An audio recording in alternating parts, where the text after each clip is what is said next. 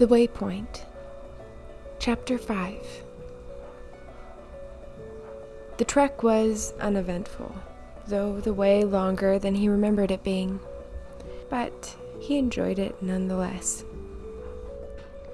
The moment his howling feet had carried him to the edge of the forest, Chester tumbled to a quick halt. "Oofda," he breathed, leaning his hands heavily into his knees. A droplet of sweat rolled from his forehead into the fine dust. A puff of it rose, lifting from the ground. He watched it until it disappeared, each little particle rising and falling as it would. Once Chester regained his breath, he wrestled his way through the first line of underbrush. Though the path narrowed, the room around him expanded. Once he'd gotten past the first line of defenses, the branches and leaves from the bushes and brambles had backed away to make room, like a test of some kind, to ensure the traveler's commitment to the idea of leaving. Chester smiled at the idea of it as he rushed through the forest, rapidly descending on the little oasis. Grandy's animals announced his closeness just before he burst through the wall of the clearing. Everything was just as he remembered it, down to the bound wound he'd made in the fence line. He puffed out his chest, proud of his handiwork as his eyes analyzed the leather pieces binding the broken logs back together and holding them in place. His hand strayed to the satchel, the gift Buck had crafted for him. Chester frowned before bouncing back into his grin. He had a long way to go before he could reflect craftsmanship like his father or Buck, but he was well on his way. That was for sure. He rushed to the fence and ducked between two timbers. Coming up again, he flew past Betsy and patted her rump on his way by.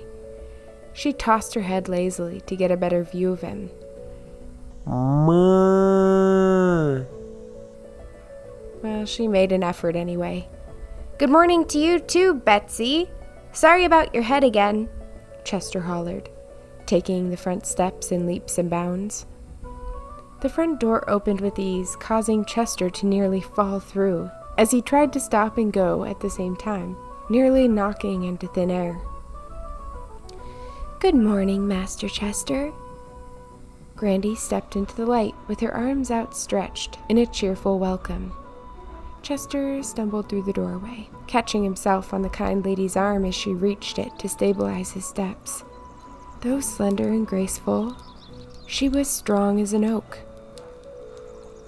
The woman chuckled.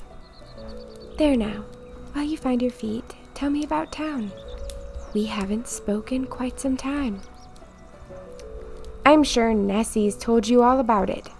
He rolled his eyes at his best friend's tendency to be a blabbermouth, and then he laughed and shook his head, deciding it was one of her many charms. "Well, actually, Nessy and I speak of very different topics. You might be surprised at the little sprite if you took the time to pick her mind. You two think very uniquely, Master Chester. There are similarities, yes, but there are some very big uniquenesses that will need to be dug into. But you two have all the time in the world, and usually we learn most about people while adventuring together." Chester scratched his head, suddenly curious over what they might speak of. Outside of the stories Nessy told him, until now, he hadn't been aware of how little she said about herself, or her journey to and from Grandy's each day. He frowned. How well did he really know Nessy? "Nessy's sick today." He spoke the words as if on autopilot. A flash of nearly green light seemed to cross Grandy's face as she turned and made her way to the parlor. "Go ahead and put the pastries where they go, Master Chester. I'm sure you remember," she called merrily. Her voice sounded like the forest in springtime, full of birds chirping and singing their songs of the day to come. Chester followed the instruction, making his way to the turquoise, slightly see-through glossy plate, decorated in other stained glass in small waves and squiggles. It was like a stream, and each of the pastries suddenly looked like colorful, melt-in-your-mouth good stones. The motionless river was rushing around. He laughed as he carried the platter into the living room and hopped up onto the couch, waiting for his mentor to return with whatever delectable-smelling drink that might be waiting at the other side of the stream of steam pouring into the day room around him. He watched it dance and swirl in the rising glow of the sun as it gleamed through the skylight at the center of the space. Chester's eyes spun through the scene until they rested on the red, purple, pink, and starburst orange sunrise, quickly spinning a new day into existence. The light of it rose all around him. Why doesn't everyone have one of these sky windows? Chester closed his lids and breathed in deeply. A light laugh brought him back into the warm room. The fire crackled and laughed along with the Lady of the Woods. Master Chester, does Buck often give you breaks before putting you to work? She smiled playfully, leaning against the wooden frame of the room's entrance, eyeballing him with nothing but mischief. Chester lifted off the couch before she'd even finished speaking. That's the spirit. Hop to it.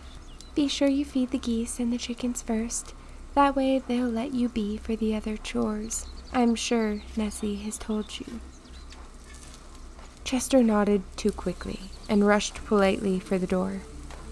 Grandy? He spun around as he reached the exit. She cocked her head, nudging him forward. What exactly are the other chores? Very good. I suppose you did come later than Nessy the last time we met. She walked to the window and pushed away the curtains to either side. Let's see. There's no need for watering. My little friends prefer it from the well I've made for them. It speaks for itself, really, and runs over constantly. My garden has been so much easier to tend the last few years that I've had it, and those little folks are gracious enough to share it with me. She winked at Chester as he pulled his boots back over his feet. But as far as the chores you do have to tend to, you'll need to throw down grain for the geese and chickens. They enjoy picking it from the grass and hay, and it prevents them from overfeeding themselves. They will too. She murmured the last part, more to herself than the boy as he wrestled back to his feet. How much do I spread for him?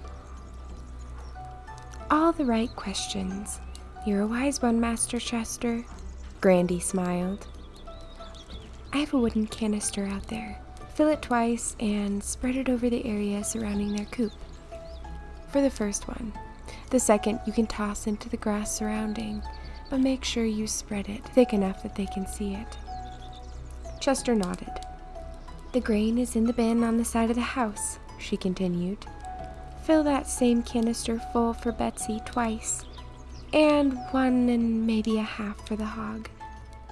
Just put the scoops into each of their troughs. They'll see to the rest. Chester nodded again. Oh, and then just milk Betsy. The pail's right there. She pointed right behind the boy. He glanced over his shoulder and spun to retrieve the shining silver bucket. I've sanitized it already.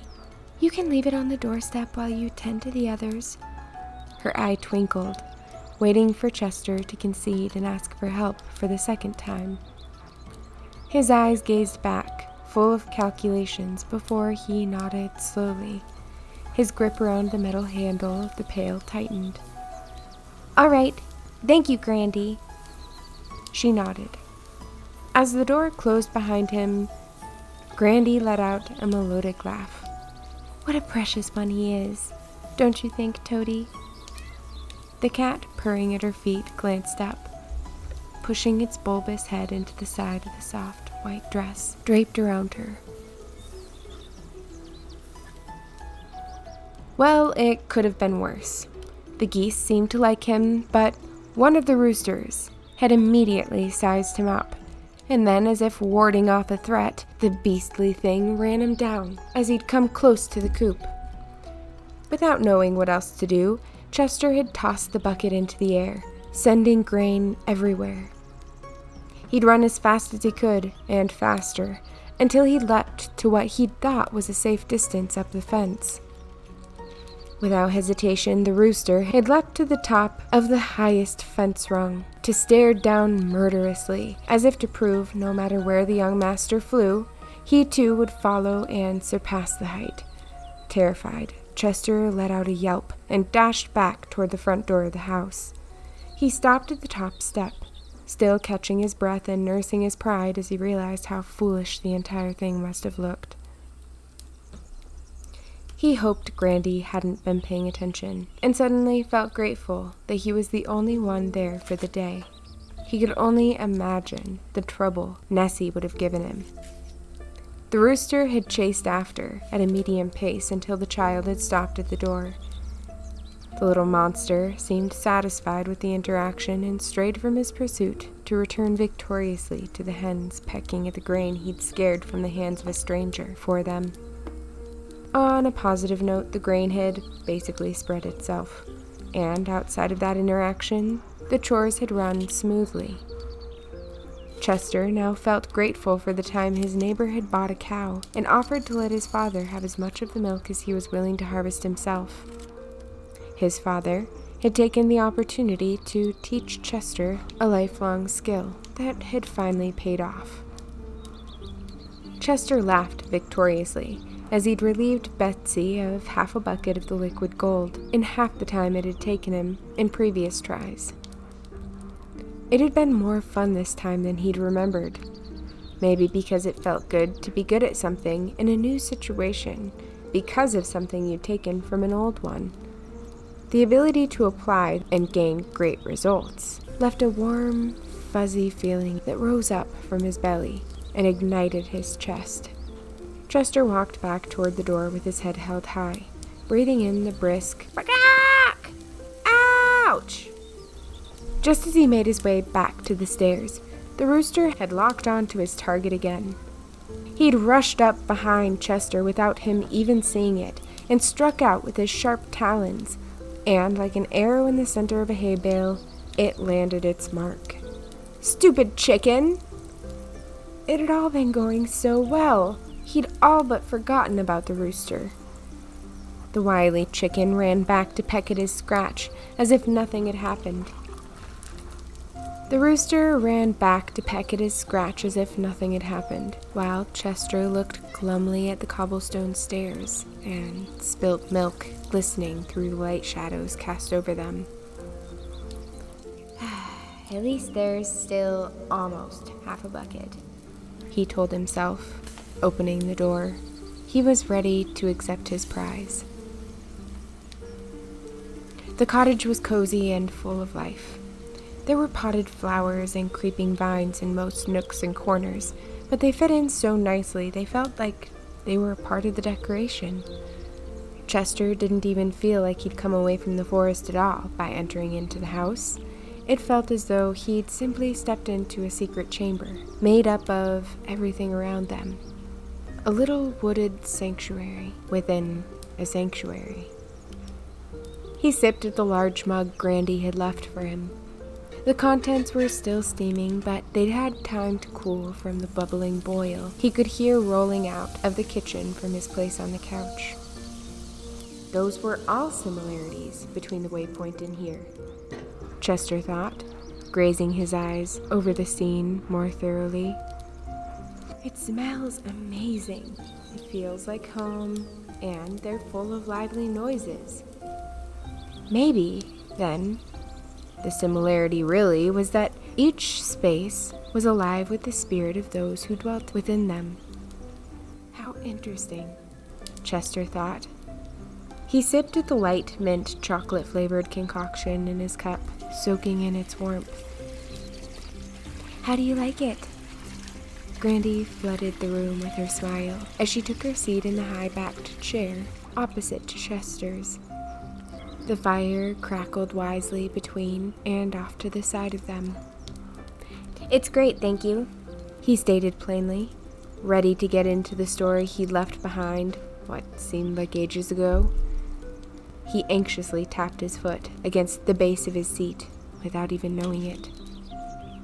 "Do you need to be somewhere, Master Chester?" She looked pointedly toward the origin of the noise he was making. "Oh, no, sorry, Grandy. I'm just excited to hear the story about the bluebird. I've been so anxious. And each time Nessy comes back from visiting you, I expect her to tell me something new about that one, but she never does." He stopped at the expression on Grandy's face. It was as if she were holding back laughter, to the point that even her ears seemed to pull closer to her head in an effort to rein it in. Chester remained silent. He'd said enough. "I'm so happy you enjoyed that piece, but, Master Chester, it would be rude to partake in a celebration with only half the guests present." Chester scratched his head and took a sip from his steaming mug. "So you're saying I have to wait for me and Nessy to both be around before you tell it?" he finished, exasperated. "Precisely." She unleashed a smile and allowed it to fade into her features naturally. "So you said she was sick." A glow of concern crossed over Grandy's countenance, but so briefly even Chester missed it. "I guess. Buck said she was under the weather and needed rest." The concern returned to the Lady of the Woods' face. "Is that all he said?" she asked soberly. "Well, that and that you were spending too much time alone with the animals. He actually told me to tell you that."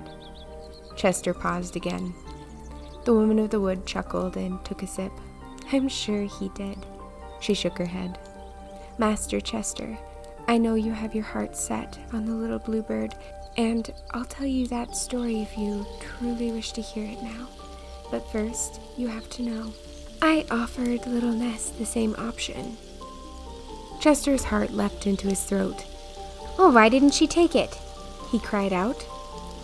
"I stopped offering to tell her after she told me she wouldn't hear another word of that story until you could listen to it for yourself. She knew it was special to you too, so she waited." Chester lowered his eyes, feeling guilty at not being the same level of courteous as his friend. To him, it might not have mattered much, listening to the story and telling her about it later. But to Nessy, it would look completely different, since she'd made such an effort to save the story for a time they could hear it together. That changed things. "I'll wait," he mumbled. "Wonderful," Grandy chirped, "because I have another story to tell you. This one is yours whenever you visit. It's important you keep the storyline to yourself, though, Master Chester. It will appear differently to others who might hear it and take it more personally." "So I can't tell Nessy?" The woman of the woods smiled sadly. "You can, Master Chester, but the effect may be unexpected." "Okay." Chester wasn't sure what that meant, but he felt sure he'd understand better by the end of the story, so he decided to commit to his answer. "Okay," he repeated with more confidence. "Perfect. Let me get you a refill and one of those delicious rolls of bucks, and we'll get started." Grandy rose and drifted back through the entryway, returning with a brass pitcher. She topped both steaming mugs to the brim and placed the container on the small round table between them, along with the turquoise platter of pastries. Chester reached out and grabbed for one hungrily. "Now then, shall we begin?" Grandy paused and furrowed her brow. "Is something the matter, Master Chester?" "It's just, Nessy is the type to not make a fuss over nothing," Chester stated, almost confusing himself with the musing. "It's just, Well, she must be pretty sick not to make her daily rounds, he finished, letting loose his secret worry. Grandy nodded her head slowly. Chester, it's important that you listen to Buck. If he says there's nothing to worry about, there's nothing to worry about. But it is important for us to make sure Nessy gets her rest. The sooner she's back on her feet and out under the sun, the better. He nodded again and settled into place, ready for the new story. To be continued. Hey everyone, thank you for tuning in for this segment of The Waypoint. I'm hoping to get the next chapter out in the next few days, but until then I hope you have a beautiful week, and if you would like to stay tuned for the future of this story, please leave a like, subscribe, share, and comment. I love interactions. So until then, good night, sleep tight, and a million little angel kisses your way.